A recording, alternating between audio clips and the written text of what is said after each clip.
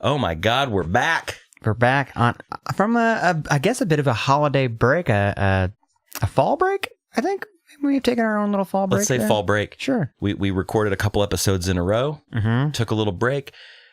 Last episode with Atlee, we said we were going to be in the new studio. We are not in the new studio. We're not in the new studio. We are still in the old studio. Yeah. Truth be told, we just got a little lazy last week and didn't get our shit moved. Well, I got lazy. Fair, well, and I was also busy moving from a house to another house, so that was another thing. More importantly, I got lazy. You know, Rob, you're a lazy man. But yeah, so one more episode here in the old studio. We're saying goodbye tonight. Sure. With a friend of ours, and we're going to get right to the episode. But first, just a little bit of business. First of all, this episode is brought to you by Anthem Brewing. I'm enjoying a remnant tonight. It's an Ogletoberfest, a beer of days gone by. And what are you having? I'm having the Anthem OK Pills, which is a very delicious beer. Awesome. Tommy, what are you having? Having the Ogletoberfest as well. All right. It's pretty good. Well, cheers to that. And yeah, before we move on, just real quickly, we got shirts for sale. Just email us. We do. boyspodcast@aol.com. They're very nice shirts. Very comfortable. I've actually been hit up a couple of times in public about save me a shirt. I'm like, I can do that. Oh, we're saving them. We're saving a bunch. We're saving a lot. Yeah, larges. A lot of requests for larges. Well, good. Do we have plenty of larges? Oh yeah, we have plenty. Cool. I say plenty. We have a few left. I feel like a 90s rapper, like selling them out of my trunk, like trying to make a deal with somebody. You like hip hop? Yeah. I'll trade you a shirt, man, for a CD. Anyways, so yeah, episode 29, boyspodcast.com.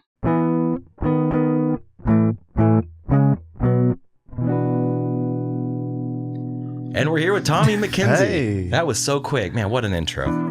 Lovely. How are you doing today, Tommy? I'm doing pretty good. Had a pretty good day. Just been rehearsing for this Ester Drang show next week with Blake and Power Pyramid and AMP. Yeah, that's going to be awesome. This episode will actually come out, I think that's next Friday or Saturday? Next Saturday, yeah. Okay, well, this episode will come out, if you're listening to this right now, those of you who are listening out there, this is the show he's talking about is tomorrow. Yeah. So you have time. We have a new president already now, too. Oh, my God. That just occurred to me. Oh, my God. Really? Yeah. I thought about that all day. Really? Yeah. Dude, new president. Oh, my God. Who will it be? Gary Johnson. I'm just going to sneak in the back. I'm so glad we avoided the first woman president. I'm so glad. If we can be honest now, you guys. Yeah. That's going to be weird to hear this.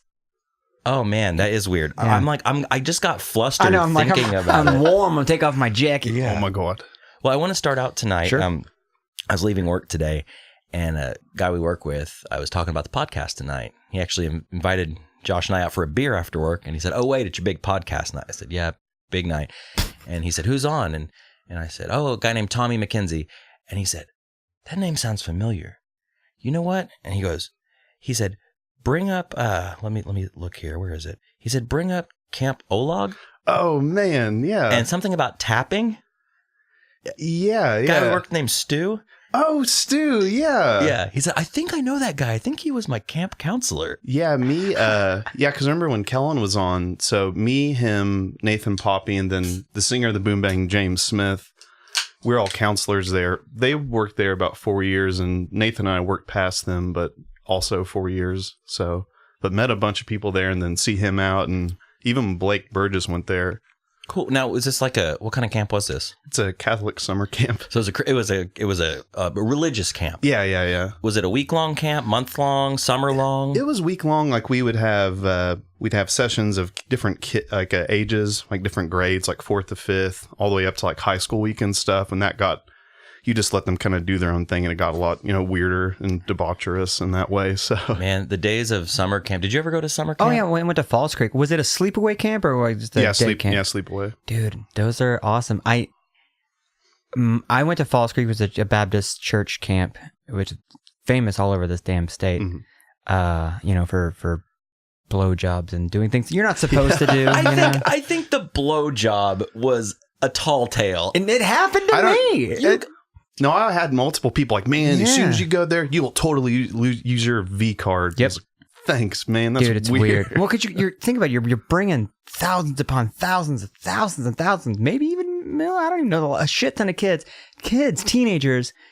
Oppressed teenagers in this hot summer sun. You're all together. It's real. That sultry Jesus. And you have that all afternoon to go mingle, go meet other kids who are like faith. And you're like, okay, that girl from that cabin over there, she's pretty hot. I know we've told tales about summer camp before, Sure. but I do remember it being a very horny week, and you'd fall in love very easily. And summer camp girlfriend. yeah, and you'd write afterwards. Oh, we're gonna write, and which lasted a week. Oh yeah, we'd get all the phone numbers on the back of your T-shirt or email addresses Right. and shit like that. Or you'd be one of those kids. I had one of those little address books, like a little tiny address book, and I would get names and numbers in there. Was it the electronic address book? No, it was pretty much like do they still sell them? I remember like an Eckerd Drug, that's a fucking nostalgia name. Yeah, Like at the counter, there'd be like those little tiny A little black book. black book. Yeah. And I had one of those. And if I met like, cool dudes, like dudes who were in bands or whatever, that mostly girls get numbers. And then you would call them and do that thing that you would call and get nervous and hang up, or you talk for like you said, like a week or two, and then it goes away. I remember the little black book. My dad had a little black book, and on the outside of the little black book, it said Little black book. Little black yeah, book. that's what I had. And when my dad and my mom got divorced, I remember him like looking through that little black book, and I was like, he's trying to call women. He's finally free from the oppression of being All married faithful. to my mother. Yeah. Yeah, he's just old flames. Like I wrote this name in pencil in 1982. What's that? It's that was like a 90s like comedy premise for a while on TV shows, like the guy trying to get out on the prowl, and he pulls out his black book, and it's just filled with all these numbers, and hits one, and it's some random person. Dude, will that ever make a comeback? Will that ever be a hipster thing? Like, here, put your number in my little black book. Oh, I'm sure it has to. Even of just like writing numbers on hands or just all sorts of like this kid, you'd see kids run up on their last day just covered in phone numbers, and you'd see the one other kid just like really lonesome and stuff, and it's sad. No numbers. No. Like just a fake like fart at dick.com written across the back of his t-shirt, Hags. Like how No one likes them. See, when I went to summer camp, it was before the day of the email. So it was the phone number and it was the physical address, which, in a post 9/11 world, that probably wouldn't fly with the moms out there anymore. So they're writing, I mean, I guess in a black book you could do that, but I'm thinking of the t-shirt method of putting on a t-shirt like, my name is Cindy Johnson. I live at 2244 Timber Ridge Drive, Chickasha, Oklahoma. Like the whole thing, like, okay, don't wash this shirt, Mom. I got to remember this address. But you probably had a little black book. I don't even remember the t-shirt. That's a new thing to me. That's kind of amazing. amazing. You get your shirt. Like, I don't know how they did it at the Catholic camp, but at Falls Creek, your cabin, your church has their own church shirt. And then you can get a Falls Creek shirt that says like Falls Creek and whatever the theme that year is. Yeah, we have that too. Yeah, and then like the back of the shirt is blank, and just people write on it, like kind of like the equivalent of the yearbook where you're cool, stay cool, have a cool summer, or first to sign your crack, that kind of shit, but on a shirt. I do remember one year, because I do remember the themes, and one year it was like the armor of Christ, like the shield of righteousness, and or the breastplate of righteousness, and the shield of salvation, or whatever. The sword of something. But I remember being like this little nerd and being like, I can't wait to get to heaven. I'm going to get all my armor and my sword. We're fucking so suited up. It's That's how they do it. Yeah. That's how they indoctrinate you, though, man. They tell you, like, you're going to be a knight for the Lord. Yeah. Now it's like, do you want a Pokemon Go to heaven? Oh, God. Speaking of Hillary, that makes me cringe every time I think about it. Pokemon Go to the polls. That's so old. I hate bringing up topical shit. That's so terrible. Anyways. I don't even remember with us, like, on our, so the last night, so like Wednesdays, so Tuesdays Wednesdays we would have Waukee Water Wednesday. Of course. So you just would get snow cones, throw, water balloons and shit at each other. Then Thursdays would be the big, where you can stay up all night and do whatever you want. And no one could sleep past like midnight or anything, But we would make it the night where all the counselors would sneak out and go scare all the kids and stuff. So at one point we'd like, we have to have this big meeting and stuff and make it real, this mystical sounding, and then wait a couple hours, and then the counselors would come back with like masks on and break into the cabins and scare all the kids awake. Oh, like literally terrify these children. Yeah. I thought you meant like your parents are coming and they're mad. Literally like fear, like monsters and stuff. But yeah, just traumatizing. I don't know if I've told this story before, but speaking of, there was one year at church camp that the all the camp counselors played a prank on the kids, and they pulled us all out of our bunks at like 2 a.m. And like most of the guys are like in their boxers or pajamas, you know, or whatever. Boners, probably. Oh, lots of oppressed boners. But they pull us out and line us all up in a row, like all the churches. There was like, 50 or 60. This was a smaller camp. This is like a Assembly of God camp. But there was like maybe 100 of us. And they were walking by like drill sergeant style and like interrogating all of us, like, okay, who threw a rock and broke the preacher guest's car window, blah, blah, blah. All of your parents have been called. They're going to take it. Everybody's going to have to pay for it, blah, blah, blah. We were all super scared. No one would fess up. But then you had like the little pants pisser boy that was like, I did it. But it was a prank. No one did it. But he was going to take the fall because he was a little wiener. And he was like, maybe he thought it was his time to like shine. Like, yeah. I'm going to take the fall and be like the cool kid. Yeah. But turns out no one did it. And they were like, haha, go back to bed, And we're like, and now you know who the weak kid is. what a shitty prank. That's a pretty lame prank. Better than being terrified, though. Yeah. Well, did you ever have the counselors that worked there too long after you left that worked there for way longer than they had needed to be at all? It's like we would have that. And there was one year where me, Nathan, and 2 other people we worked with were like, let's just break into camp and hang out. So we go through the back and there's like the main entrance and there's like this emergency exit, fire exit sort of place. We go through that and then we're freaked out because all these lights are on. They come to find out they just keep them on all year long. It's like, well, let's just see what we can get into. We break into the back of the church and steal a bottle of wine and some Eucharist. And it's before it's like blessed and stuff, but it's still probably awful to do. So we leave there and then break into the mess hall. And then you would steal like a big gallon of water and a big bag of like Kool-Aid powder and like marshmallows.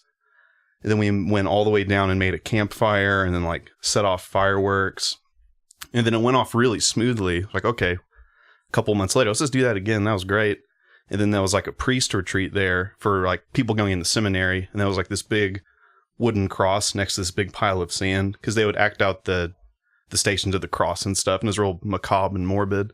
So we walked up and like, well, they're not going to notice us. We put this big cross in the sand and stood it up. All these people were asleep in a cabin and almost got caught that time. But we never thought, like, I wonder what they thought the next morning of that. Dude, they probably woke up and went, it's a miracle. It's a sign. Yeah. Like we were called for duty and we know.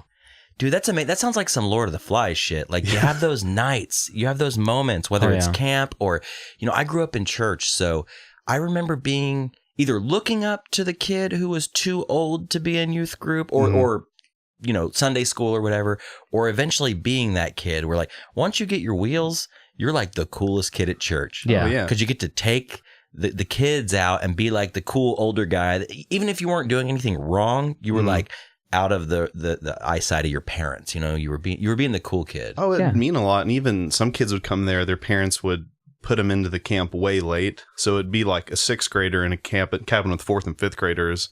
And you'd have a thing like pillow fights and he would just knock kids to the ground because he's like 2 heads taller than all these other children. Yeah, he doesn't realize he's like hurting people. No, he's like, you got to stop, man. I just want to play. But I remember like in church, I went to the same church for so long. Like I knew where all the cool spots were. Yeah. Like nowadays, it'd probably be like, oh, here's where the best Wi-Fi is. But back then, it was like, here's where your parents can't see you if you sit in the sanctuary or whatever, And I remember just like drawing on the tithing envelopes, drawing like the MXPX head and all that shit or whatever, and like that was so cool. And like I'd give the drawing to like the girl I had a crush on at church. And she thought it was so cool. Yeah, well, no, you open up the tithe packet and then you write notes and you can fold it back up and it just looks like a tithe envelope and you pass it down to the girl. And then she writes you a note back. You pass notes back and forth. Passing notes. That was a thing. That was a thing at church camp. Passing notes. It was like prison. There's a lot of parallels. like the cool inmate that knows all the tricks. The passing of the notes. It's all like prison in many, many ways. You're up at dawn. You have to go. You go to an assembly. A guy's going to talk to you for a while. And all right, you're free for a couple hours, and you got to come back in mess hall lunchtime. Yeah, go to the yard. And come back for Bible study. You got to make some weird shanks and hand them out, maybe. Yeah, that too. Crafts. Like ours was always, for some reason, I don't know why, but ours was always the tie-dye T-shirt every year without fail. Yeah, the simplest arts and crafts you can do, or paper mache that always turns out terrible. One year we wanted to make masks. like that paper plate, paper mache, some felt, whatever, some yarn, and parents got mad. Like, our children can't wear masks. It's like, I was making a clown face. I'm 5. Like, I wasn't trying to be evil. It's a gateway for demons, Rob. Masks? Yeah. Yeah, man. It's a gateway for demons. Satan. That's Satan. Right there. Terrible. You playing a guitar? Better be acoustic. If it's not, that's Satan. Oh, boy. I dated a girl when I was, speaking of getting wheels, I think I was like 16, maybe 17, and she went to a certain denomination of church, and I can't remember off the top of my head, but they didn't believe in like any music. Church of Christ. Is that what it is? Yeah. Like they just sing out of the hymnal? Yeah. No accompaniment, not even like an organ, piano, or nothing, anything. Yeah. And it was the most like cultish, weird thing. Oh, but I still went. I went many, many times because I was just like, oh, she's so cute. Oh man, she's so simple. Wait till I play her some Blink-182. She's gonna flip. Yeah, it's gonna be amazing. So Tommy, okay, I got to get right down to things here. Okay. So I need to know about this Ester Drang thing and how you got involved with these guys. How long have you been playing with them? I've just been playing with them since April, but I've known some of the people for a couple years. Okay, how'd that get started? So in 2014, I started playing for Unwed Sailor, and then we did a tour with the Sound of Animals Fighting. We did that, and then I knew Jonathan beforehand, and then I got to meet Bryce Chambers and Hank Hannewinkle, and Bryce ran Ester Drang, and Hank is in this band called Nuns. So we did 2 tours that year, had like a year off, and then Bryce hit me up at the end of last year, and he was like, I'm kind of thinking about starting Ester Drang again. Would you want to play? I was like, absolutely. I mean, I just like, you guys have talked about playing music with people and having that kind of similar camaraderie, and I'm very drawn to him in that way of like, I'll follow whatever trip you're on because that's just really appealing to play with you and stuff. So then we started doing that, and then we just had Norman Music Fest, and then had one Tulsa show, and then this Echo and the Bunnymen tour kind of came up like out of nowhere. Well, and that was going to be my next question. That's like, awesome. How the hell did that come up? Right. Well, I guess what happened is that, so on that album, Infinite Keys, there's a song called The Greatest Thing. And then I think at the beginning of the year, it got picked up for this HBO documentary called Heroin in Cape Cod. And it's kind of just within the documentary a couple times, and it's at the very end. And Bryce was like, okay, well, let's just send that, and then let's start playing again. All these things very unrelated to one another. And then we get an email from this guy named Peasy, who is part of the Bunnymen's tour managers. And he's like, hey, do you guys want to play some shows on this tour? We're like, sure, yeah. Then he's like, well, do you just want to do the whole thing? I'm like, I feel like I've sent more detailed orientated emails to like Blue Note trying to book shows. Right. It was so informal. And then so he's like, yeah, let's just do it. And then we're just like, is this real? Is this like really happening? Because it was just, we weren't hearing anything back. And then we were just on it all of a sudden. And then I guess what happened is that, so we played our first show in Milwaukee, and then Ian McCulloch came up and he's like, where's Bryce? Then he found Bryce, and he was saying that, so I guess Ian McCulloch always does crossword puzzles in the mornings.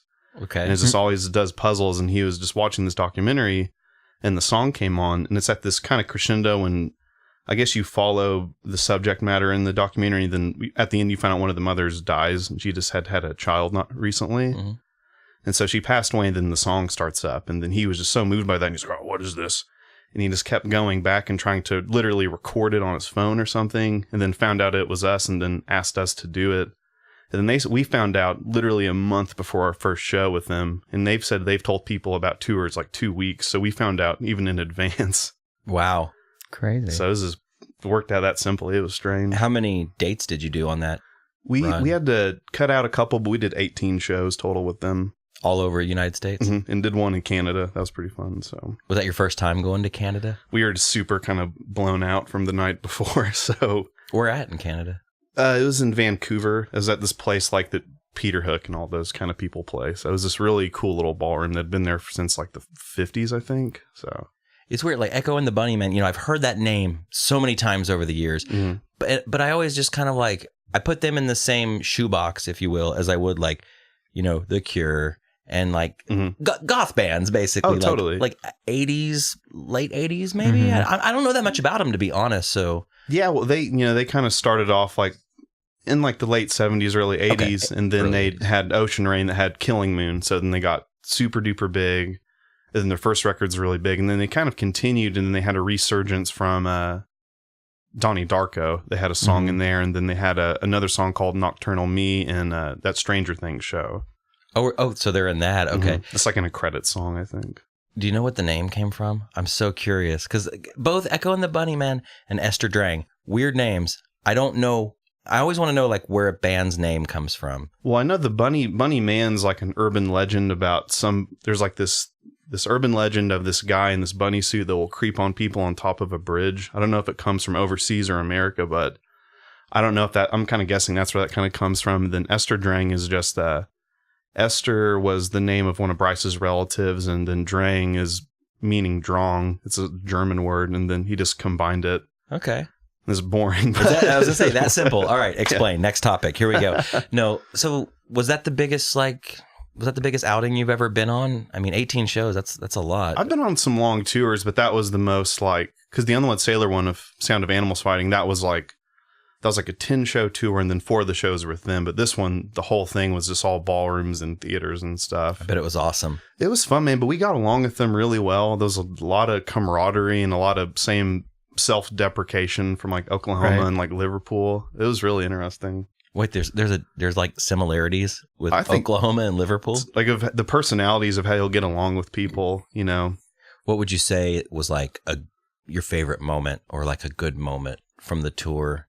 Other than like seeing the country and playing ballrooms, that doesn't sound shitty. Just like hanging out with them. Like our last night, we played in Atlanta, and then we had seen Ian a couple times, but he's this reclusive dude, and then he just comes out and he's just this kind of lanky kind of creature of a man. He comes out, he's like, knock knock. Who's there? Yurik. You're a cunt. He just made fun of me. He just made fun of me. Awesome. And he kept telling that joke to people. And then he said to our cellist, have you met my alter ego, Cuntian? Because I've never heard the word cunt more in my whole life than in that month. But isn't that kind of like slang? Like it's like common slang, I guess. Yeah. It's like dude or something. It's not really just like tossed around. It's not a bad word over there. No. It's not bad? I mean, it is, but it's not like as bad. Yeah. It's not like saying fucker or something. It's no, totally. It's just always in conversation. Yeah. So you're playing tomorrow. Mm-hmm. I guess we could say tomorrow. Is there anything like past that planned, or just kind of take it as it comes? You know, they recorded like 6 or 7 of the shows. I think we'll do like a live EP and then awesome. Finishing up a record and stuff. But we'll continue to play as much in the future as we can. Like that kind of kick-started really taking it seriously again for everybody. I mean, because we all do a lot of different things otherwise. So, but yeah, I mean, we're continue to go on, I guess. That's awesome, man. Well, I'm going to that show come hell or high water. You heard it here. Robbie the Recluse is going to a show. He'll be there. You know, I will believe that when I see it. I'm going to try. I will be there. I'm going to try. No, it's on my calendar, and I'll tell you what, if it makes the Google Calendar, I will try. Official? I promise. I promise. I will. If it makes the calendar, I will try to make it. Well, speaking of, the reason I say that, I feel like maybe I need to like say into a microphone that I'm going to do things, because if I don't, I will not. For instance, we just passed Halloween, and man, I made it through without doing anything, and I felt great about it. Really? Yeah. Okay. Dude, I hate Halloween. Okay. We've talked about it on the show. I think we talked about it on the Atlee-cast. We did. But man, like, as I get older, I always like it comes around every year, and I kind of act like I'm interested, but like, dude, I hate Halloween. It's a lot of societal pressure to think you have to do something, dude, and that like weighs really heavy on me. I don't like that shit. I don't like to me, the 9th circle of hell would be the high-low at midnight on Halloween. And that's exactly where my wife was. Yeah. She loves Halloween. So I was like, you have friends? Go with them. Go with your married, safe friends. Go dress up, be cute, drink, do whatever you want to do. Whatever. I'm going to stay at home and have a nice mom's night in. Well, see, that's the thing with like you said, with Halloween, it's a societal pressure of not only going out and making an appearance somewhere. I don't care who the fuck you are, and everyone's, I don't really care. There's that pressure to dress up, but you want your costume to be original, unique, and not shitty. Yeah. Like So then you have that pressure of like, what am I going to wear? What am I going to dress up as? I can never think of costumes ever. I'm so bad at that. Right? Did you dress up this year? No, I just went to that. I went to that womb party and then went to my friend Kyle, who sings for Copperheads. His like kind of birthday thing. But Kyle Vasquez? Yeah. Vasquez? Yeah. Big Q is a K. See, I got the invite to that, but here's the deal. I got the invite to that, and I just got flustered, much like I am now talking about it. I was like, okay, I got to dress up. Triggered. Yeah. Yeah. I'm just like steaming. No, but I was like, I got to dress up. I got to play it cool. Mm-hmm. But I know the cops are out, so I can't really drink a lot. Totally. And I don't want to drive. I don't want to get high. I don't want to do all this stuff. It's just like, so then I start getting real nervous and paranoid. But then not only that, then you're going to be around assholes, like just the biggest, worst people. the worst people. And then their shitty costumes. I saw 2 white dudes in blackface when I was bartending Saturday night. No. I was fucking offended. Were you triggered? I wasn't like, but I saw him and like my thought, I look at him and I go, he orders a drink and I'm just staring him straight in the eye. I go, really, dude? He goes, what? I'm like, never mind. Like, how can you not be that self-aware? Like, oh my God. That's not cool. And then I saw a Chinese guy in Mexican face. What's Mexican face? Well, I guess it was this group of like Asian guys and they were doing Crown Royal shot. They weren't drinking beers. They were just doing Crown shots all night. Mm-hmm. And this dude was wearing a giant sombrero, the poncho. Did he have like the mustache? Yeah. And to me, I'm like, that's kind of offensive. Well, it's like you said, in 2016, I mean, we have President Trump now. It's like, how are you going to dress in blackface? And unless you're just being an asshole. No, totally. I mean, I even remember at my high school, I went to Mount St. Mary's in South Oklahoma City, and we played Heritage Hall one time.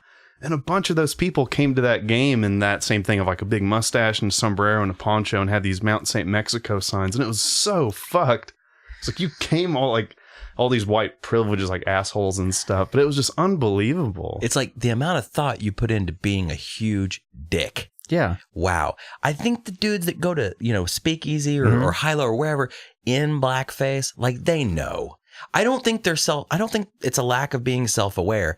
I think they just don't care or they're trying to get a reaction. Why are you so offended by this? Yeah. It's like, dude, what the fuck? My Halloween experience was much different. I spent the money. I got a costume.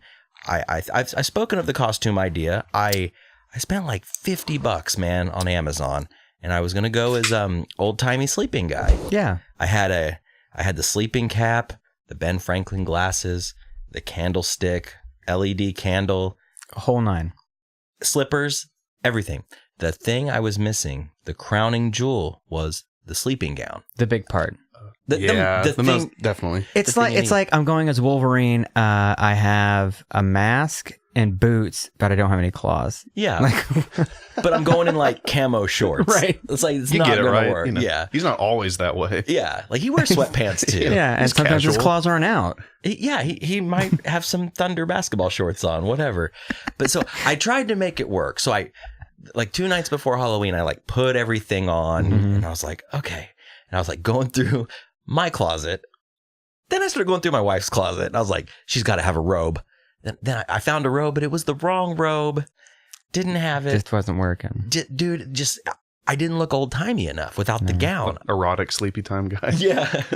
I put on her like cat fishnet suit. Yeah. So yeah, I was so bummed. Plus the hat didn't look right. The glasses were a little askew. Right. It just, if I'm going to dress up, like it has to be like cosplay level. Like I want to look fucking awesome. Okay. Authentic. Yeah. Someone posted this thing, I think it was the day after Halloween, where everyone posts like, best of Halloween pics of 2016 or whatever. And one was this fucking amazing Juggernaut costume from X-Men. Like someone cosplay built this. It looked exactly like Juggernaut from the X-Men comic and the cartoon. And I guess you just kind of crawl into it. It's like that kind of shit. But that shit takes all year. The dude's probably making his costume next year right now. Oh, with like the muscles and everything? Yeah, it's like the big ass muscles. I'll show you a picture of it later. It looks dope as shit. Well, speaking of, Erica's good friend Austin, who came in from out of town, he dressed up as Archangel from the X-Men. And they went to the Hilo. It was like a group of them dressed up as the X-Men. But dude, full blue body paint, like the long blonde wig. I saw him out. The fucking wings, dude. He made those. It was like, I didn't see that. I was busy working. It was like this, imagine if you will, like this truss rod, like backpack thing that he made with these handles on the side, like by your sides, that were mechanical, and the you wings could would flip pull out? them up and the wings would flip out, and they were like bigger than your arm span. See, that kind of shit. I wish I had. It was fucking insane. Yeah, I wish I had the, not drive, what's the word for not lazy? I wish I had that. Yeah. Where I could just, in all facets of life. But for Halloween costumes, yeah, definitely. But it's hard for me to put that much thought into anything at all. And money. Like that costs money to do that. Well, and just to be totally honest, when I was a single guy and maybe I was trying to get laid, I put a little more effort into Halloween because I was like, that's the time of the year where you get to go out and be somebody else, and you drink and you dance and you have fun. It's the horniest night of the year. And you said New Year's Eve is the second horniest. New Year's Eve is the second horniest night of the year. I will be on record saying that Halloween is the horniest night of the year because you're not yourself. Yeah.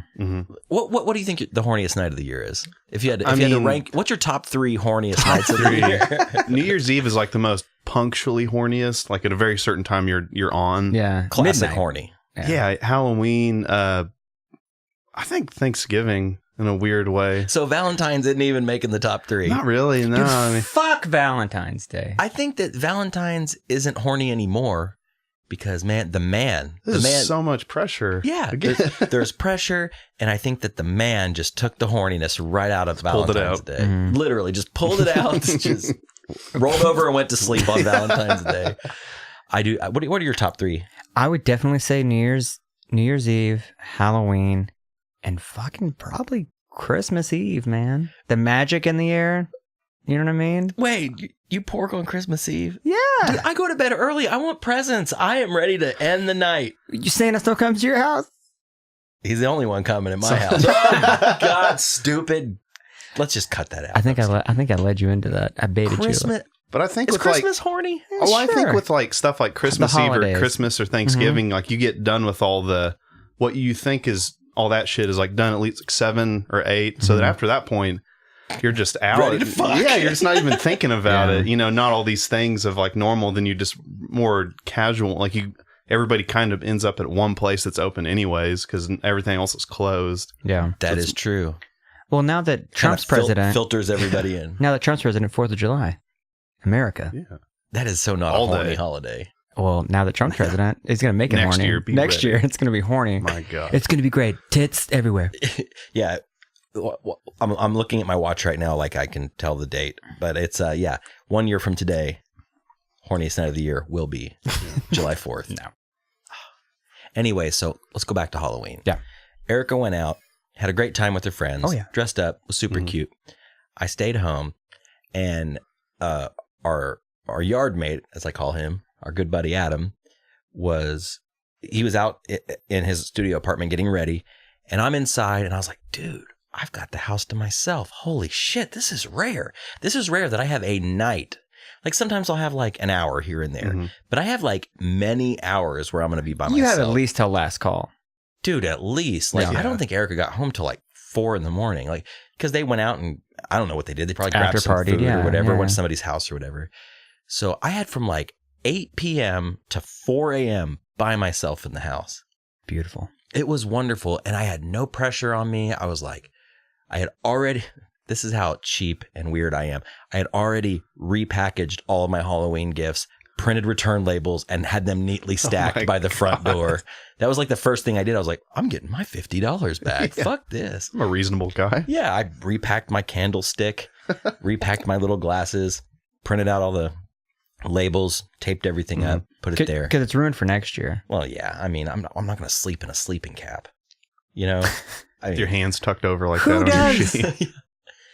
Awaking to a clatter. Anyway, so I box all that up. I pour a glass of wine, and I'm listening to a podcast like on the Bluetooth speaker, and Adam comes in and he sees me, and I'm like in my pajamas basically, like, which consists of basketball shorts and like a t-shirt or whatever.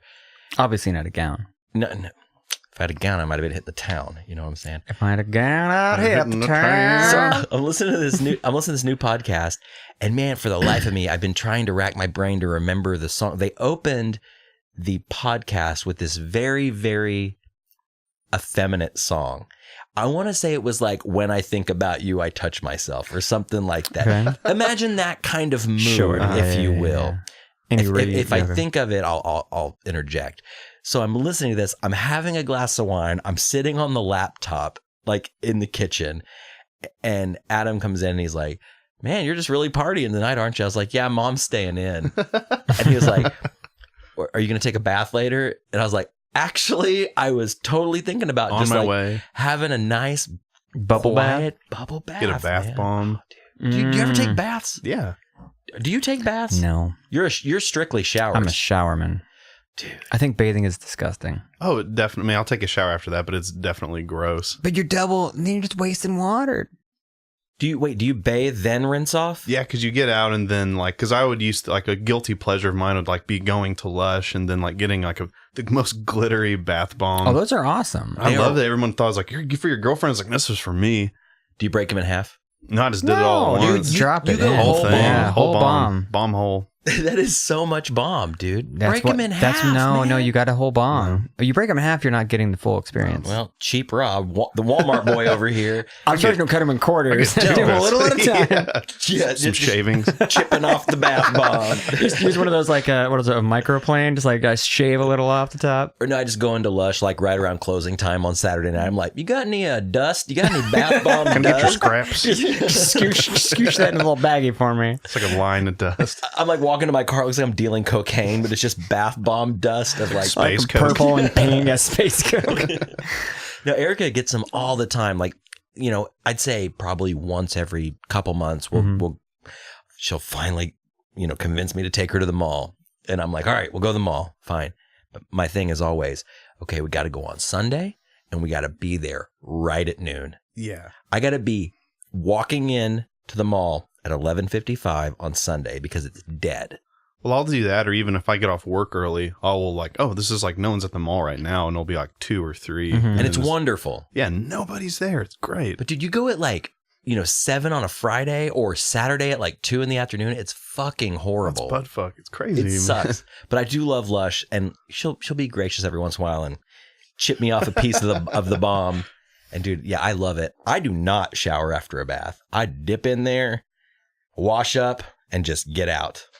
Let the bomb do the work. I guess it's for me of like doing that as more of like a calming, like, okay, I'm like super duper anxious right now. Like that's more of a soothing thing over like the tangible bathing or whatever. So. Almost like meditation in a way of like, Exactly. I'm going to sit here for like till I get pruny and then get out. Yeah. I used to do that. I used to bathe a lot. Like I was a really big fan of bubble baths. I would take like 2 or 3 a day. What? Talk about wasting water. Not Jesus. like every day, but there's occasions where I'd be like, "I'm gonna take a bath. I might take another one a little bit later." I've taken 2 in a day before. I've taken like a morning one and then like maybe like a late night one. Yeah, well, Totally, yeah. the late night one, maybe you'd do some other things. Other things. Yeah. Other Love things. that show. Fucking Roll light some dice. light some candles, get it sexy. But Yeah. for you, This is your experience. play with some rubber duckies. You can do whatever you want in there. Mhm. My bathroom is very small, and there's a drawer right next to the bathtub, so I can pull the drawer out, and I can actually sit my iPad.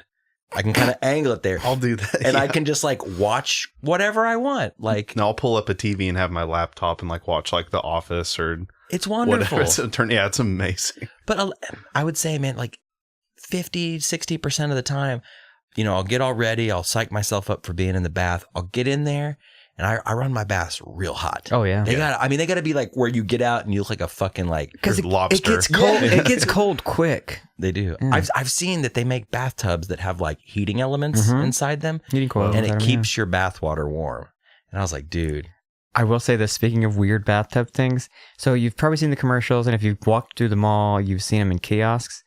They're made for old people, but I kind of want one. Those ones that you open a door and you walk in, and it's a bathtub. yeah, it's got the little half door on the side. The first time I saw the commercial, I'm like, that looks fucking awesome. Hold on. Because you get the best of both worlds. No. You can't step as high as your knee.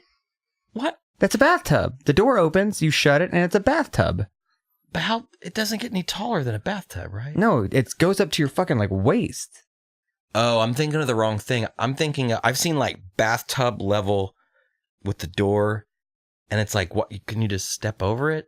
These are like tall. No, they're pretty tall, and you shut the door, and the door seals, and then you fill it up with water, and there's a bench. You fill it up with water, and you sit in there, and you bathe. It's for old people who can't get in and out of bathtub. Who can't like lay down. And then you drain it, and once it gets to the draining point where you can open the door, you open the door, and you get out. Okay, I stand That sounds corrected. fucking awesome. Okay, that does sound awesome. I remember I was on a trip somewhere, and my cousin, like, I was meeting him in Chicago, and then he bought me like a room in Dallas because it'd be cheaper to fly out of Dallas to go there. He's like, yeah, I just got you this room on Expedia. Don't know what it is, but it's at this Super 8 or some other hotel. And then I get there, and then I was just like real depressed at the time. And I show up, and it's just like this honeymoon suite room, and there's like this heart-shaped bathtub and this glass walls against it. And I was like, I'm so low right now. Did you bathe? But the bathtub didn't work at all. That was the thing. Oh. I know. I would have so just cried in the bathtub and just had a little me time. Dumb and Dumber style. I've never been in a heart-shaped bathtub. Have you? Not a heart-shaped bathtub, but I have been in like a honeymoon suite where it's like in the middle of the room is like this jacuzzi It's tub. like real erotic in like a quarter of the room. And there's like there's mirrors in a corner, and you're like, this is for fucking.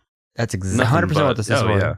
You know, like when you go somewhere, like you know when this place is meant for a fucking. Well, it's like any hotel at all, like any, because we made enough to where we could stay at, Motel 6s, and I could not spend a lot of money, but it was just like, man, these are some dingy. Yeah, like $40 a night room. Yeah. Dude, well, going back to the bath thing, and this kind of ties into what we're talking about now, but 50-60% of the time I get in the bathtub and I get in there and it's real hot, and I'll be in there for maybe like 10 minutes, and I'm like, what now? I'm hot. This sucks. You don't Billy Madison it? You don't play with the conditioner? Shampoo's better. Shampoo is better. No, I watch like 1 5-minute YouTube video and I'm like, maybe I should get out. And then I feel bad. You don't just like lay, do you have like a bath pillow or you lay back and just chill? You got to get one of them. We actually have a very comfortable bathtub. The part where your back would lay is like a 45-degree angle. So you can kind of like recline in the bathtub. Yeah, it's not like, it's not flat on the front and back. Right. And there's armrests. So you can like sit in there with like, it's almost like you're sitting in like a lazy boy or something. Have you ever been in one of the old school like clawfoot tubs?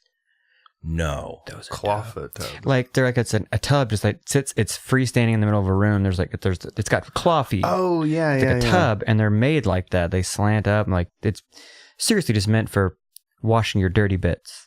Dude, you ever taken a bath in like an old whiskey barrel with like a scrub brush? Like a cowboy. Yeah. Like an old school cowboy. Those were literally to dunk your ass and balls in because your feet were hanging out. No, you've been on the trail. You banged a couple of whores. You got to wash yourself off, and it's basically just to wash the parts you need to wash: your ass, your balls. It's like nipples to knees. That's all that goes in there. No, it's not even that. Your legs go over the side, so like your knee. Is that what a knee pit? Your knee pits are hanging over the edge of it, so you're literally just sitting inside of this tub. And it's usually isn't it over like some hot coals or something? Maybe. Well, then you have that big brush, like you said. Yeah, you wash your back. Dude, I want to do that. I want to do that so bad. Were those meant for fucking? Those are meant for after fucking. Those were not meant for pre-fucking. Well, speaking of, Eric and I, when we went to Colorado. Speaking of fucking. One time my wife and I had sex. What? It was great. No, we went to Colorado when we got married, and we went to this like hot springs resort, and I was so stoked on it because I was like, what's better than like nature's bath? Yeah.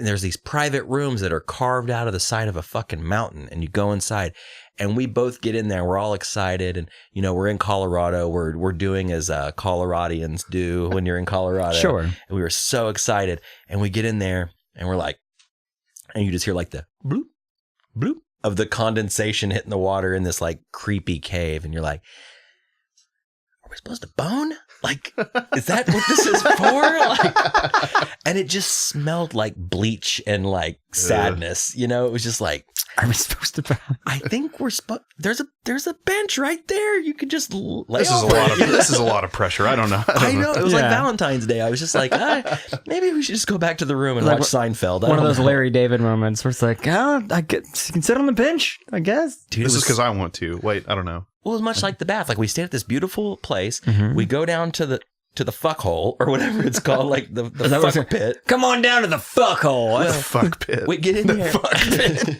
That's my band name. That's my new band. Is that a Ross band? Yeah, fuck pit.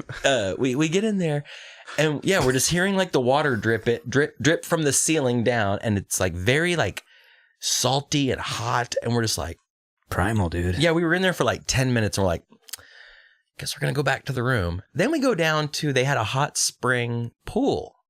And we were like, this is awesome. But there was like, man, there's always the creepy older couple, like the leather skin, kind of older, horny couple. And they were basically just like fucking and like making out. like the Will Ferrell SNL couple, the hot tub couple? Exactly. Yeah. They were just like, like they were Lover. like, they weren't just like arms around each other. They were like tangled up in each other, and like kissing and smoking cigarettes and just being disgusting. And They're we're in like, love, man. Like, dude, we're like, I'm sharing this space with you. Like, go to the pit. Go to the pit. Go fuck in the pit. You have a designated pit for that sort of thing. Have you ever been in a place like that? A hot springs resort? No, just a place that's, you think you're supposed to do that there. Like, that's kind of everywhere, man. McDonald's drive-thru. You name it. Apple store. Ball pit. Oh, don't get me started on the McDonald's ball pit. Theopolis. Yeah. That's kind of a ball don't pit make resort. that face. There's way worse place to fuck than the High-low bathroom. That's a really bad place to fuck. Never done it. Never. Why are you winking at me? I'm not winking at you.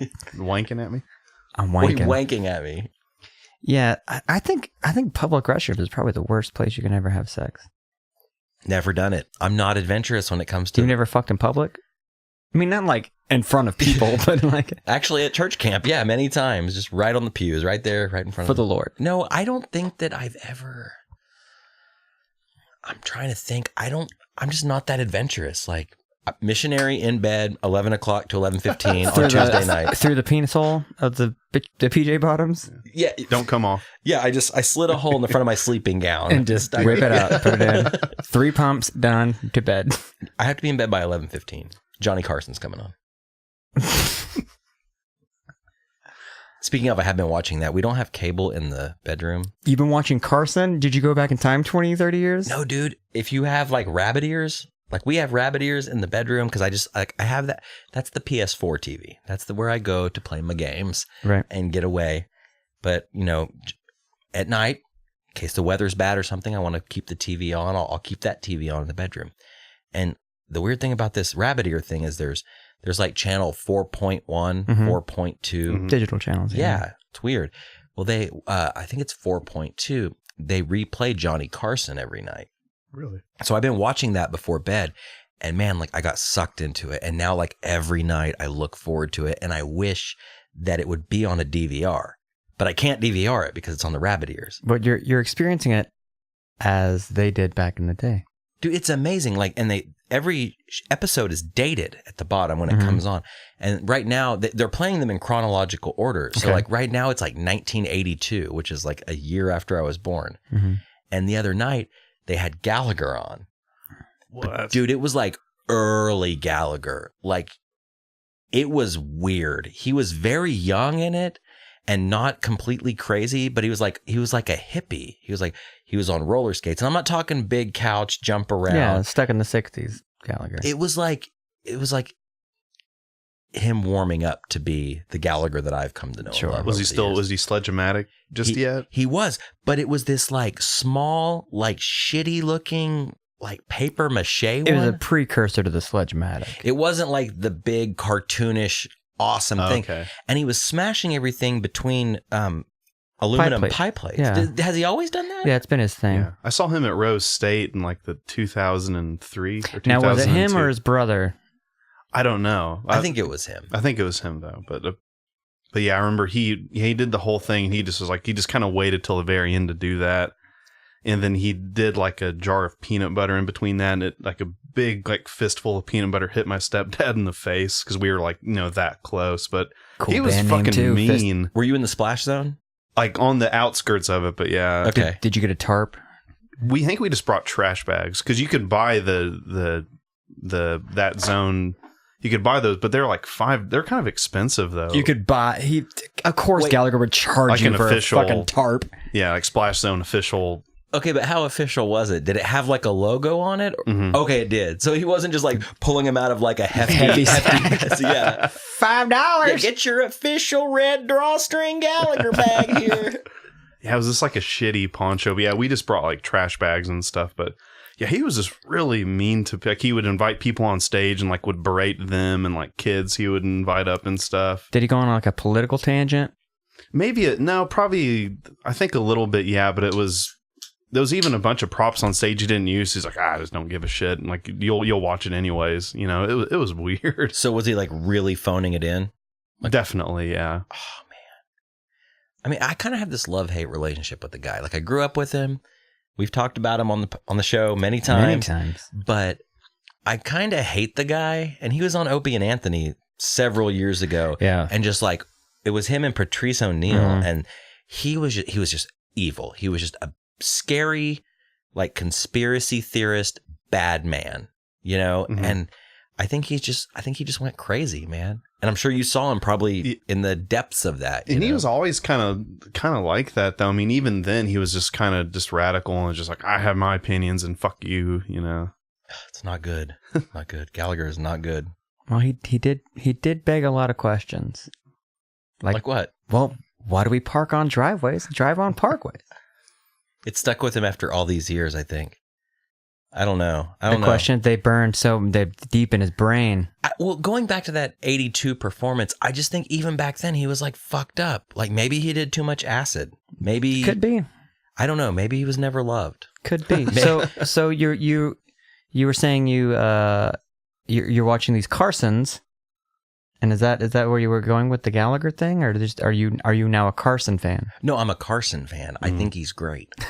I was waiting for the fucking accent. I love him. Like, he is a sweet man. He's a crazy, wild stuff. Let's all three do it at the same time. Go. He's crazy, weird, wild stuff. It's wacky. That was great. All right, I'm just gonna play that on a loop for an hour and 10 minutes. Did you hear this, guys? So here in the news today. The thing is, though, going back and watching that, like, he had this down to such an art. Like, it was truly like he was an artist, man. And I don't know. I'm going to ask you guys this. Is it hard for you to respect something that's older? Is it harder to do that than it is to respect something that's new? Like, for instance, you can watch an episode of, what's it, James Corbin? Is that his name? Corden? That one late show guy that's kind of new. Oh, okay. I don't know who the chubby British guy? Yeah. No, I've never seen. He's kind of funny. I've not seen a single episode. And recently, Haley kind of turned me on to watching Kimmel. Like, I've never been a Kimmel guy.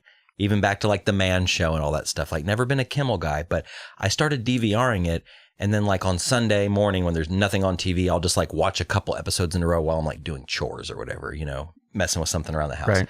And Kimmel's like pretty funny. Like, I'm not a Fallon guy. Like, he's just too much of a yes man. Like, I think he's funny. I think he does a good job. I think he's very talented. He's just not my flavor. No, I've had a big phase of liking that. Then I've gotten way into Seth Meyers more, honestly. Is that good? I think so. Because he'll just like, that starts and he's just at his desk and he just starts and goes immediately, you know, but it's real smooth and casual. From what I've heard, Seth Meyers is more like the old Conan kind of style. Because that's why, like, when I was growing up, like, I really didn't like Jay Leno.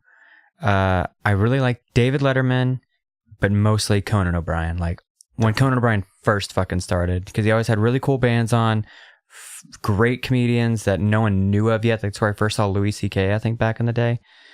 And I've heard that the Seth Meyers show is more like that kind of the, not indie, but you know what I mean? Like the more raw kind of, oh, definitely, actually funny, comedic kind of thing. Because Jimmy Fallon, who's Kimmel. Yeah. Jimmy Kimmel show, I would watch that on occasion too. It's funny, but you can tell where the jokes were written. Right. You know what I mean? Yeah. And same with Fallon and the rest. Man, I really wanted to like Fallon. And there's some things that Fallon does that's funny. I love that the Roots are his band. That's fucking cool. That's the best part. But a lot of it is just like, man. Like, you can tell, like, they went through like some focus groups for some jokes. You know what I mean? And I'll add to that. When President Trump was on there, when he was like, "Can I touch your hair?" He's like, "Oh, that's so great. Oh my God." Like, I want a late night guy that like will give the guest a little shit every now and then. And Carson was that guy. Oh, yeah. And going back to my question, it's harder for me to like get into something and appreciate something that's old rather than something that's new. For instance, like I'll go down a rabbit hole every now and then. Like Pitchfork or one of those sites had a top 50 shoegaze albums of all time. Yeah. And I made a playlist on Spotify. I went through that list and I searched for every single album on that list from 50 to 1, and I made a playlist. And if the album was on there, which I want to say like 46 out of the 50 were on Spotify, I drug them into a playlist. And then I would, when I was last weekend, when I was cleaning house, I would like put that on, and I would notice that the older bands, it was kind of harder for me to get into than maybe more modern bands that were on that list. And same with TV, same with movies, especially. Like I can take a chance on a newer movie and probably like it more than taking a chance on a movie that's like from the 70s. Because there's something about the dated, I don't know, like the footage, the sound, I don't know. Are you like that? Or are you different? I think I'm more of like the opposite. Really? I mean, because I looked at that same thing, and then the one I got into is like the Verve's first record before they did the urban hymns with Bittersweet Symphony and stuff. And then, but even of older things, I mean, I feel like that's easier to latch on to than something newer. Maybe in my mind, it's like you have something newer, and then maybe part of you is looking for approval from like, oh, you like that? Okay, I'll check it out. And older, it's just like if you discover that, it's more, in your mind, at least genuine or something. Sure. How are you with that? I feel okay. You were saying you feel that way about music and shows and movies and all that stuff. I was originally going to ask, and it probably has to do with the same thing on all levels. Is it the production value of all things? Is it maybe the like for example the shoegaze thing? Could it be that maybe like the earlier stuff just didn't sound as round and clean, or didn't sound as big, or had maybe a shittier production? Same thing with movies, like you were saying, like the cinematography. But for me, I agree with you, Tom, that it's that kind of stuff makes you appreciate it more. Like this is what they did with what they had then, and it looks fucking great. Yeah, defined it in different ways. And stuff. You find the beauty in different, because now it's just all about like how good is the CGI, how well, what's the sound? Is it Dolby Digital, blah blah blah? That's probably even outdated. But back in the day, like you're looking at how it's shot, not how it looks, but how it's shot. Angles and what have you, and storyline, like plot of the movie. I think there's a difference. Like with music, I can go further back and appreciate it more than, especially like a visual element, because like for instance, a movie like Taxi Driver, you know, a lot of people have seen that. A lot of people love that movie. And I watched it and like, I liked it. Are you talking to me? I am. I'm actually talking to both of you, but way to be literal. I liked it. I understood it, but I wasn't really blown away by it. Whereas like I might watch a movie that was made like 2 or 3 years ago and be like, oh man, I fucking love that movie. For instance, going back to Halloween, The Witch. I was just about to say that. Yeah. I was blown away by that movie. Erica and I watched it like right when it came out on Blu-ray. I think like the day it came out. And I'm not a big horror movie fan, as I've said many times. Another reason I hate Halloween. But we watched that movie and I was just enthralled by it. Have you seen this movie? I haven't actually, no. Man, I would say like 8 out of 10 people, maybe even 4 out of 5, think it's so fucking boring and just plotting and ominous and just, but to me, like I just ate it up. And if that movie was made in like the 80s, I'd have been like, fuck this. This movie's ugly. Like, yeah. And there's not really any CGI in it. No, it's shot beautifully. It looks fantastic. It's just really slow and kind of boring. I like what you said. It's literally been down the middle. I've heard people say that it's the best fucking horror movie made in the past 10 years or whatever. And I've also heard it's the fucking lamest movie made. It's just one of those like dichotomous kind of things that I just wanted to jump in. One, when Dinah wasn't home because she doesn't do horror movies either. I'm going to hand out candy to trick-or-treaters who didn't fucking show up. Thanks, helicopter parents. So I'm drinking wine and I'm watching The Witch and I get 20 minutes into it and I just do I should have went longer. Boring. Turn it off. And I watch Halloween instead. I saw your post on Instagram and like I wanted to be like, fuck you. you, Josh. I wasn't trying to be a hater. I know. I didn't like it. I was defending my witch. I was defending my movie, okay? No, but I was cool. like, I'm not going to be that guy. I'm not going to call out a friend. We'll just talk about it on the podcast. You know, I can totally understand why people like love it. Well, it's even stuff like more like subtleties, like of even, I like that slow kind of building stuff. It's even like I'll listen to a podcast and like you watch documentaries about like, you know, serial killers or John Wayne Gacy and stuff like that. But when they make a movie about those things, they're always just so terrible. They're all bad. They're fucking like Ed Gein, they're the worst. But if you leave things that are more just imaginative, and your brain will construct something way more warped than what you'll ever see. Well, like Harry Portrait of a Serial Killer isn't based. I mean, it's loosely based on some shit, but it's not a real person. Have you seen Harry Portrait of a Serial Killer? I think I've seen parts of it. That movie was Harry Portrait of a Serial. Harry. Oh, okay. Portrait Portrait of a Serial Killer. Okay, you didn't mention the comma. No, it's a portrait that's Harry. Yeah. No, disgusting. it's a movie that's fucked up, but it's kind of it shows us what the mind of a serial killer actually is. But like they had that Dahmer one that had the guy who plays Hawkeye or whatever now back, and that was just shitty. That was terrible. The John Wayne Gacy one was just bad. The Ted Bundy one too. I am fascinated. Yes, I'm fascinated with serial killers. I'm that same way. I really hate that Charles Manson gets lumped into that thing because he never killed anybody. They should let him out, dude. It's just that I'm joking. he's good where he is. No, I always hate like the metal guy that like wears the t-shirt with Charles Manson. But have you heard his on it. record though, man? It's pretty good. No, it fucking sucks. I actually downloaded it. It's funny because I am that guy. Sometimes I'm like, you know what? You can ask Erica. In fact, you should ask her. But it was good.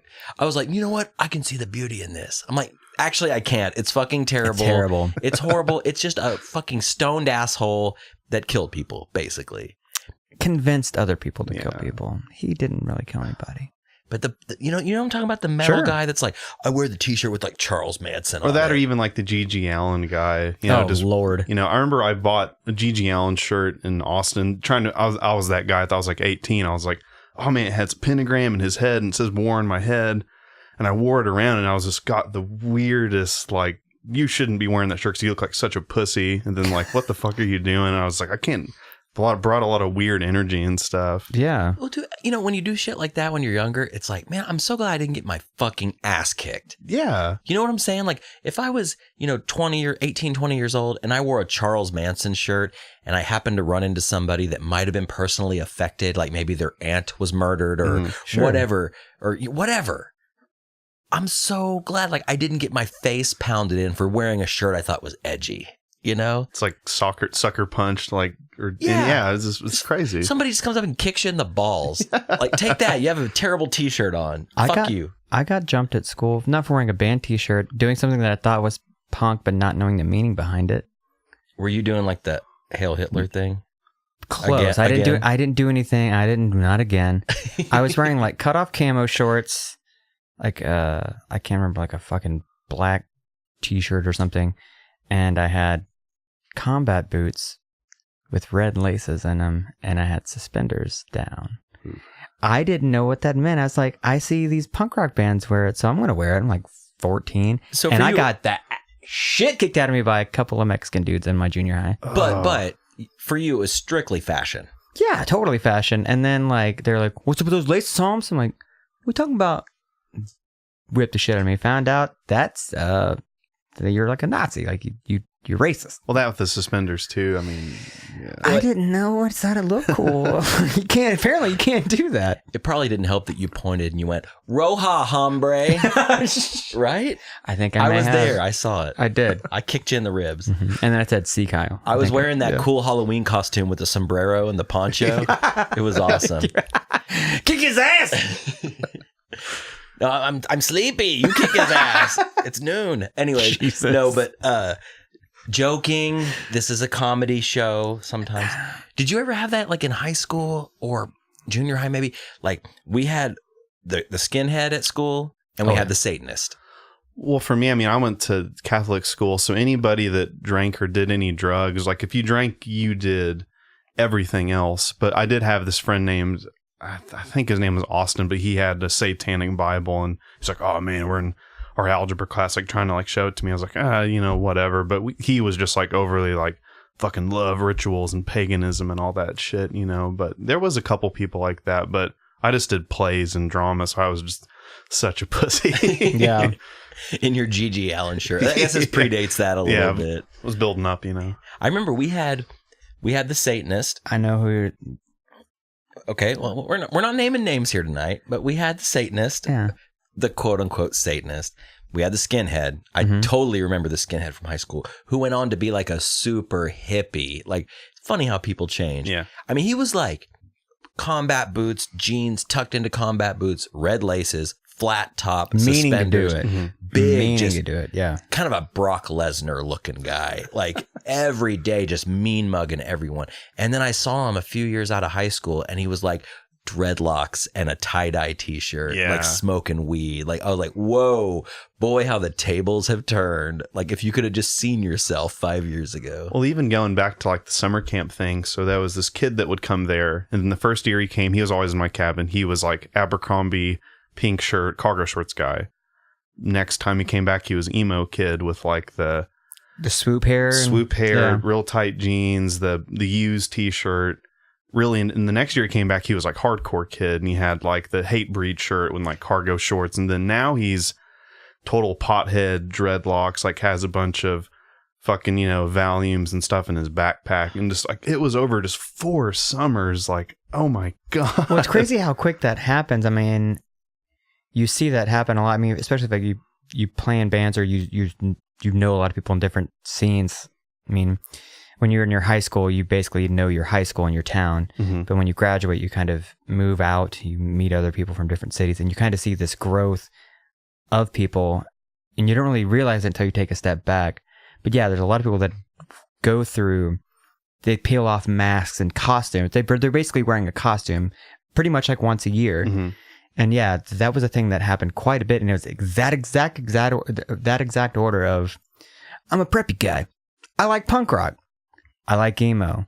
Now I like hardcore. You know what? Now I'm just going to get stoned all day. And then they revert back to the dad. And it's just like, I'm just going to wear khaki pants and a polo shirt.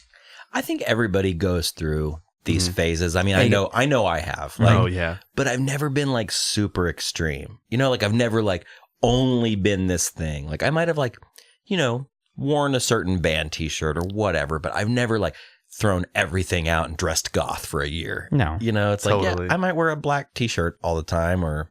I had a summer I was way into Jack Johnson, and I was just like really into Slipknot my freshman year, and then I got way into Jack Johnson for some reason. And how the fuck are those related? I have no idea. And my mom was like, yeah, less screamy music. And then at the end of that summer someone showed me the like As LA Dying's, one of their records, and then got way back into that kind of trip and stuff. But it was just a one summer of like, yeah, fucking banana pancakes, this is awesome. And I was really into it. But I don't know what was the day of transition or whatever. I think when you're younger though, that shit happens. Yeah. Oh yeah. And I think a lot of times it has to do with a girl, or a boy, whatever. Sure. You know, what have you. I'm all inclusive here. They're all great. They're weird, wild people. But yeah, it doesn't matter. Like it doesn't matter. I don't even know. I don't know where I'm getting at. I think it's all. It basically boils down to tribe mentality. Of there's so many of us on this fucking planet. We used to be tribal, and now we're not. But we try to find that instinctually, I guess, naturally. So if you do have this group of friends and they're all wearing skinny jeans and a sideways belt and swoop hair, you just start falling into that, and you know what I mean? Like, you totally can't be the odd guy out. Like if you hang out with a group of people that all wear, let's say, pyramid stud belts, of course, then guess what? You're gonna take your ass to the mall and get you one. Or you're all gonna wear black cardigan sweaters and dye your hair black. I mean, you're gonna all dress together. Then you're gonna start a band together, and then you're gonna play music together, and then probably change that style in a couple years, and then be a whole other thing altogether. All right, we're gonna take a break. Quit making fun of me. See my face when I slide through. Every place I will find you. Every time we fell apart. Girl, I see it in the scars. Baby, hold my hand. Let me be your man. Let me take you away. the cold. Baby, leave my diamonds and gold. Wander through the dead with you caught up in my head. Thinking I'ma flip and fill my brain with lead. I'ma end my life without you. Baby, let's just see what these clouds do. I'm not so perfect, baby, yeah, you worth it. Come right here, hey. Girl, let me see you work it. Now we closing curtains, come right here.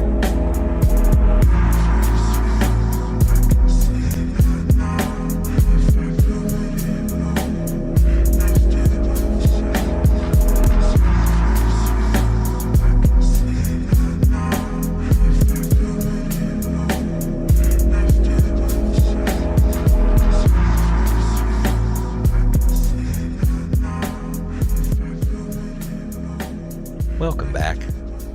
Tommy McKenzie, episode 29 of Boys. Do you have something to say? Boyspodcast.com. Nice. The hub of all things boys. Hub of all things, boys. You can Everything donate too. There's a gold donate button. Thanks to those. Speaking of, our friend Matt told me about this thing called Patreon. Patreon. Yeah. I'm gonna look into that. It's like a thing where you can donate to a cause. It's like a subscription of how much you pay, because we were talking about last podcast on the left, and you can, if you donate $1, you donate $1 every month, and that's your subscription fee, I guess. Right. almost. But for every dollar amount or for every tier, you get like special things. So we can definitely do I think we could do one. Do $1 for, you get I don't know what you'd get for $1. Maybe like a bonus episode a month or something. Well, Like, what do you do for like a shout dudes to do out $10? I'll give you a shout out for $1. Yeah. Zach, thank you. $10, I'm gonna give you 25 $10 shout a month, outs. you get a bonus app. Like a short bonus Ooh, app. 10 a month. I don't know. That's pretty high. Like, I don't even want to pay that for Netflix, so. But it's a privatized bonus episode. Well, either way, we're going to figure it out. We'll figure something out. Yeah. But for now, yeah, there's a donate button on our website. It just takes you to PayPal. You can throw us a couple bucks Does if all you'd that like. shit. And again, buy our fucking shirts. Buy our fucking shirts. Yes, we have a few of those left. Only larges. No. Only large. No, we have the whole gamut. So jumping back in. Okay, so we were talking about the goth, the skinhead. Yeah. Also, something I had on the list here I wanted to address is Matt and I were talking the other day, and we also had the arbitrary liar growing up. Like, you always had the friend who would tell a little lie every now and then. And then you might have told a lie yourself growing up, or, Sure. You meet a new group of people, or you might embellish a story, as I've been known to do a time or two in my life. And then you have to carry that throughout your friendship or throughout when you know these people. And have you ever told an arbitrary lie? Like, maybe just sweetening up a story or something, and then you like have to remember. It's like that old adage that your parents would tell you, you tell a lie and then you have to perpetuate that lie. Gotta keep telling another lie to keep that lie going. Yeah. It's a lot of trouble. Definitely. I'm trying to. I've told some lies. Yeah, I'm trying to think of a good one. Like little white lies. Like I've never told a lie. No, I've never told a lie that's been like damning to someone or like Sure. would hurt someone. Oh, I remember back on the camp thing, so my first year I went as a camper, and then they told a scary story about a guy who died, and then he came back with a hook hand from hell, and then he killed people, and he's still on the grounds. Nobody ever caught him. And then it freaked me out so much I couldn't even go back the next year. So a couple years later, when I ended up working there, we ended up telling that same story and kind of amalgamized it with another one we had. And this kid was like, "What, you guys never told the police or anybody?" We're like, no. He's like, "Well, you didn't tell the archdiocese?" Like, "We got to call the cops right now." We had to convince this kid not to call his mom right at the moment, to call the police, because there's this killer on the loose at this Catholic camp. That's a good one. Freaking out. And he's just like, "Why didn't, he's killing kids?" Right? So you basically have to convince this nerd, or tell this nerd, like, this is what a scary story is. Yeah. It's not real. You're ruining it. Chill out, bedwetter. Panicking. And it was probably that kid who's like, I did it. Yeah, it's the same kid that It's took the same the fall. fucking kid who will never tell a lie. No, he doesn't have anybody to lie to. He doesn't have any friends. No friends. No, I've been there though. Like, like I said, I don't flat out lie, but like I like to spin a tale. I like to spin a little story every now and then. And maybe, perhaps I've embellished on a story or two on this very show. Perhaps. It's quite possible. Yeah. But then I'm out in public and you're like, oh, it's 10-inch dick guy. And I'm like, oh, that's me. That's you know, me. And I have to perpetuate that forever. Which, by the way, what, you know, let's be real. What an antiquated thing. No. 10-inch dick? Yeah. Who would want that? I wouldn't. No. I don't like my 8.5-inch dick. Not true. You know, on the other end of that, of telling something that people don't believe, there was one night at McNally's, I drove home the director of The Notebook. So is this a lie or this is true? But nobody believed me though. This is a brand new arbitrary lie. Making it up on the spot. Whatever that his name, they were making this movie in a Broken Arrow called I think it was called Yellow, and it had Javier Bardem. They're going to make this movie in Broken Arrow, but the funding didn't come through, and they just took it and left. Mm-hmm. So he was at McNally's with these other producers, and like I was meeting up there with my dad, and he's like, okay, let's just go up there. And then this guy was there, and I was meeting up with another friend. And like, oh, these Hollywood producers are there at the bar right now. So we go and sit with them and start hanging out. And then they're like, okay, well, they need to ride back to their hotel room at the at Riverwind. Okay, I will do that. So I drive my friend back, and this guy I didn't know was the director of The Notebook and his other producer friends. So we're driving back, and it's just really weird. And they're asking if we can find him any drugs or any girls. And it was Easter Sunday. On the way back to Norman, like, I'm sorry, like, I'm a fucking loser, and then I don't know where any of that shit is. Yeah. So we drive him all the way back to that room, and I drop off my friend because she's just really creeped out, and it's pretty strange. So I end up getting him back to their hotel room at the Riverwind, and they're like, oh, we'll pay to put your car in valet. I'm like, oh, okay. You know, they put my car in valet, and they're like, oh, well, you should play blackjack. I was like, I really fucking suck at cards. And they put me at the table, and then they give me $100 to play with, and I have no idea what I'm doing, and I lose it like instantaneously. Like, I thought you said you knew how to play. It's like, I told you the fucking opposite, actually. And they give me another 100 to play, and then I'd lose it all. And they're like, oh, okay, well, that was really fun hanging out, man. I was like, okay, well, can I go? They're like, oh yeah, totally. Do you not know where to get any drugs or any girls? I'm like, no, it's Easter Sunday, and I'm like 20 years old. So I end up getting in my car and driving back to my house in Norman at the time. And then I text a bunch of people, and then nobody believes me. It does sound... It's really weird. Yeah. First of all, the drugs or girls. Like, that just literally sounds... said, where's any girls in this town? I was like, you're in Oklahoma, man. Like, well, but also, you're in Norman, which is a huge college town. Yeah, it's like go down to Main Street. You're going to go to that, what's that, 774 Club? You'll see some girls. Louis, yeah. Louis, go to McConnell's. So help me paint a picture O'Connell's? here. Were these guys cool? Like, no, do you not think at all. if the girls came along, they'd be like, ooh, I'm going to share my drugs with these guys? I'm picturing the slick back hair of like the horseshoe guy, kind of chubby.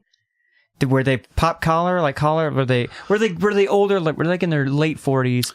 Well, whatever that guy, his name is, he had like a shaved head and was like real kind of just mangy looking and shit. And the other guy was like real creepy Hollywood producer looking dude. I'm thinking typical producer. That's gross. Definitely. One of them I'm picturing being the guy from Wayne's World that gives them like the TV or the record deal. Yeah. Oh, Frankie Sharp. Yeah. Sharp records. Yeah. I'm picturing that. And once again, the guy from the album cover of Warrant that's like smoking the $100 bill cigar. Yeah. I forget the name of the album, but oh man.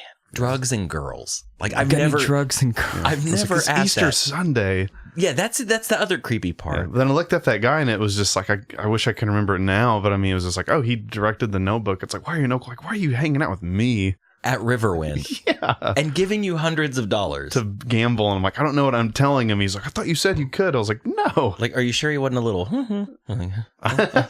Well, that will. I'll park your car for you. Yeah. Maybe he was setting you up. Maybe. I don't know. I mean, it was weird. Was he doing air quotes when he said girls? Any drugs or girls? Goyles. I don't. You got any poppers or friends?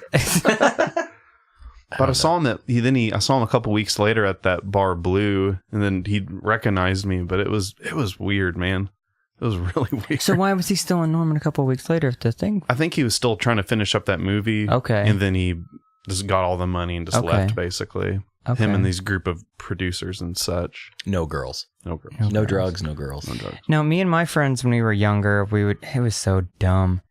If we were like a crew of like 3, at least, I mean, it's got to be 3. Like, hey, let's pretend we're a band, and like you make up that you're a band, and anybody that meets you, you're like, what are you? And you come up with a name for the band. You all have your own little names, and you play it like it's a real thing. That was like a thing that would happen frequently. Or you'd throw in an accent and say you're from somewhere else. Not the Liverpool, not like this. No, I'd go, are there any drugs or girls in this weird, wild town? Hey, how's it going? I'm Johnny Carson. Where's the drugs and the girls? I would say, I'm Robbie Carson. Is there anything weird going on tonight? Real weird. It's always with the weird.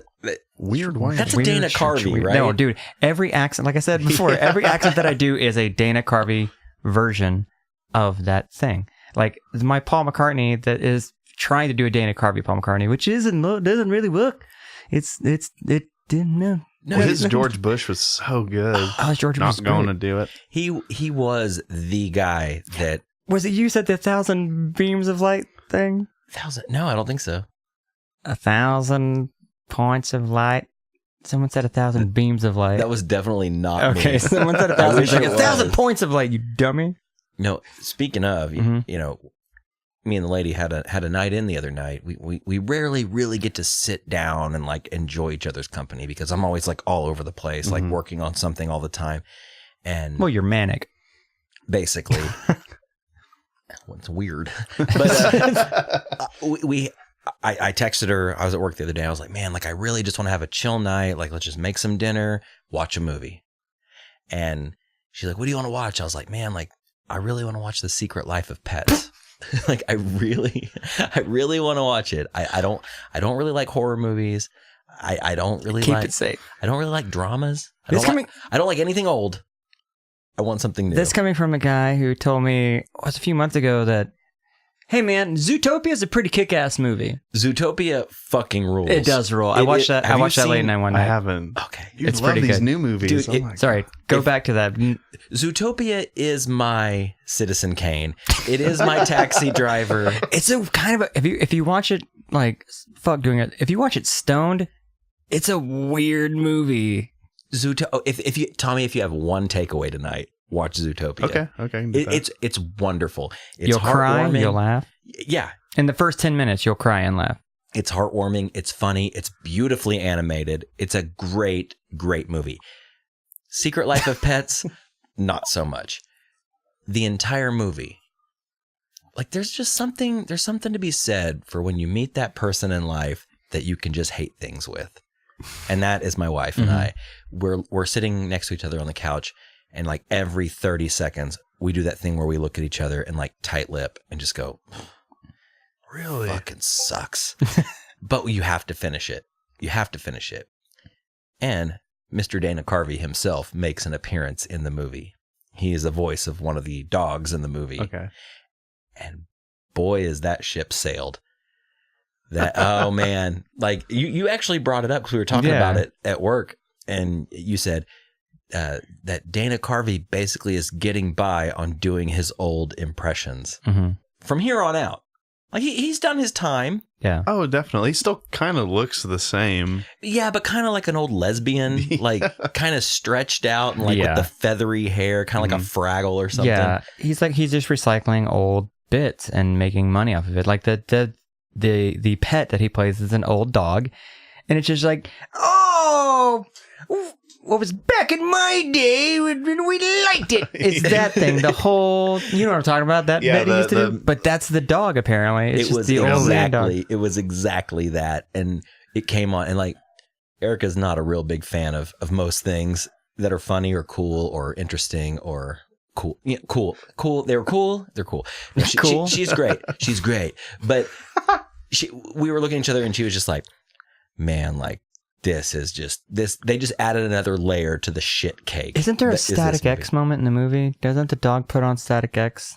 I think he admins a Static X fan page on Instagram or something like that. No, I thought like when an owner leaves, a dog puts on Static X or something. No. The highlight of the movie and the Emmy goes to, the owner leaves and the dog puts on System of a Down. Okay. And I was like, man, they must have got like a paycheck for that.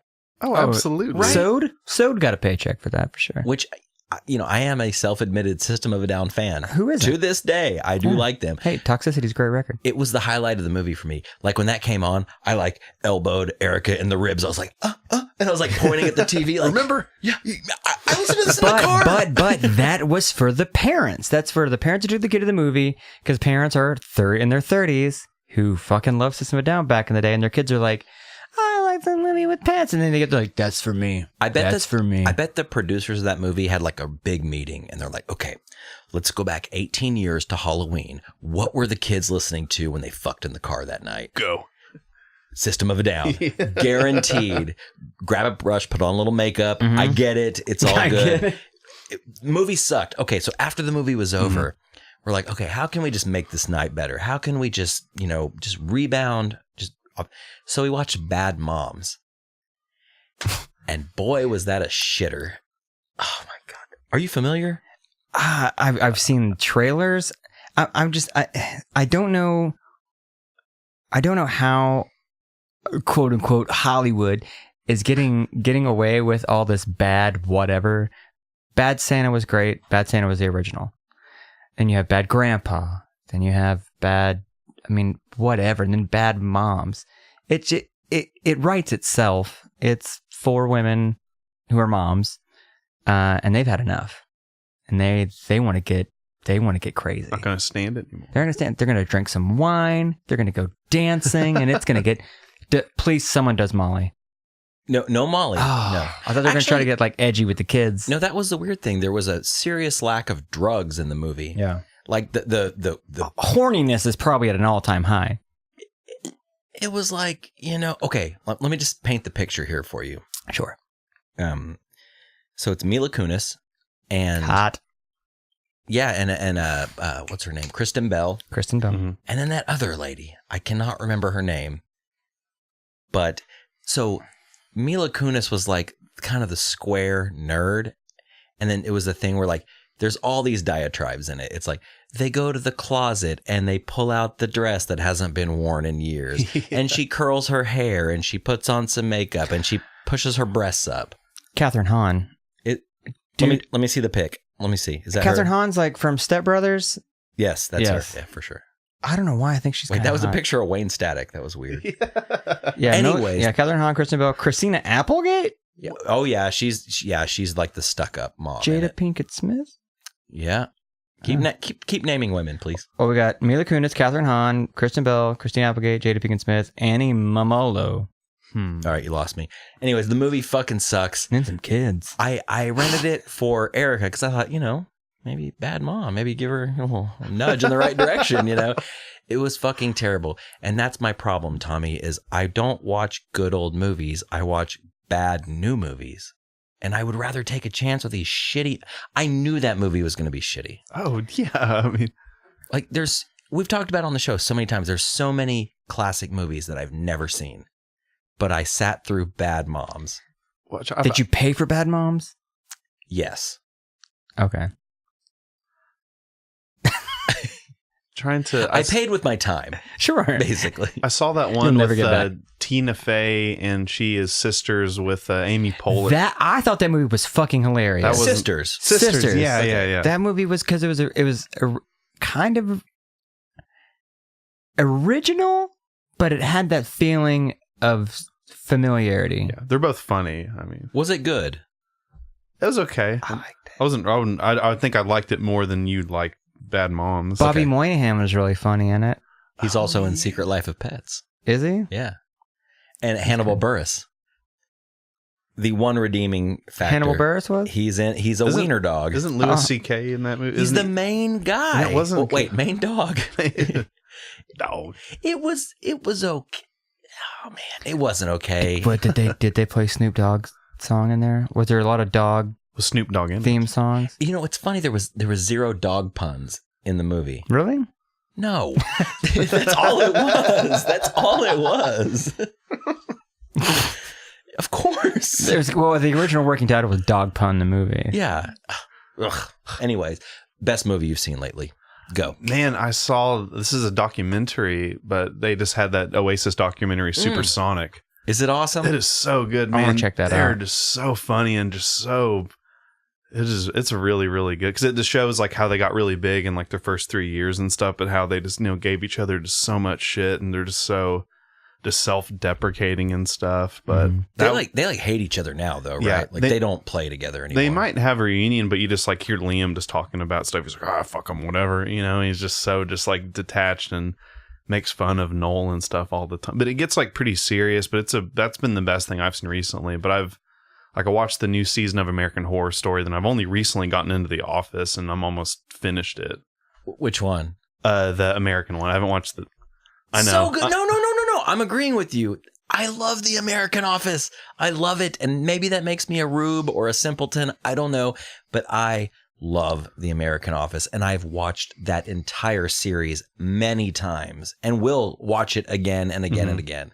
That's your first time watching it? Yeah, I guess I thought, because I guess I thought I'd kept up with it, but I kept up with like Master of None and any of these other Netflix things, and I was like, Office, I've never checked that out. Then it's just like anytime I want to watch anything else, I'll just watch The Office instead. How great is it though? It's honestly, even the ones where Michael Scott's gone aren't that bad actually. they're decent. Yeah. They're decent, but the best seasons are like 3 to 6. I would 3 to 5, somewhere in there, 2 to 5. I fell off after Michael Scott left, not for any like, I'm not going to watch anymore, just like I just kind of stopped watching it. So I don't have any reference for a lot of newer shit, but it was a great show from what I saw. Dude, it's still good. Like, what's his name? Spader, James Spader. Like those episodes are great. Yeah.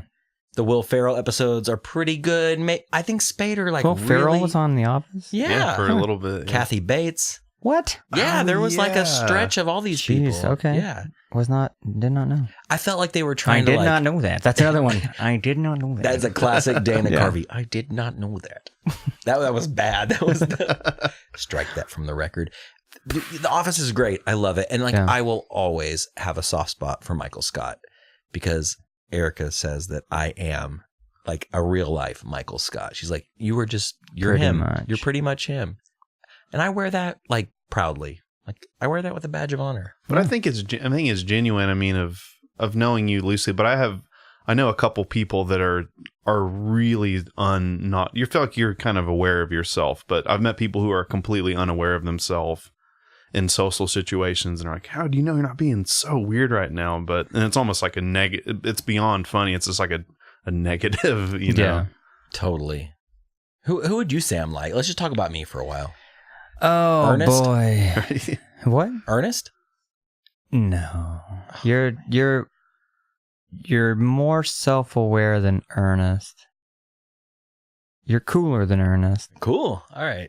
Put that on my tombstone. Cooler than Rob. Cooler than Ernest. Kind of like Michael Scott, yet cooler than Ernest. Can you put that on my LinkedIn? That pretty much works. That pretty much works. Yeah. Man. So what's next, Tommy? Like we got to wrap up here in a minute, but what's next for you, man? I know you're playing in different bands, doing the Esther Drang show on Friday. Yeah. Tomorrow. Going to see you there tomorrow. Well, Saturday. It's in your Google It's the Calendar, day after. apparently. I think I'm kind of getting sick. My stomach's starting to hurt a little bit.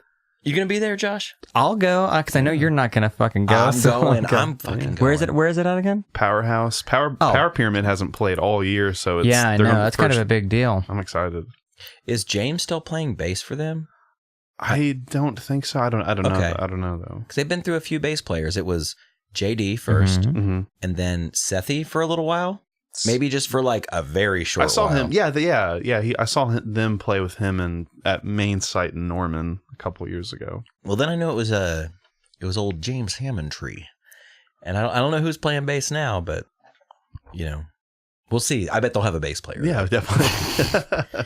Are you guys playing in that little area that's like next to the powerhouse? Yeah, we're doing that with like the stage. church pews. Dude, it's a youth group hall. I fucking love it. It's awesome. It's like a 90s coffee house youth group room. And people like to go there, actually. I mean, I feel like anybody that will go there will just kind of like to hang out there, even irregardless of a show or anything. But yeah, man, just have that coming up. And Stardeath is finishing up a record, and Ester Drang's trying to finish up a record too. So busy guy.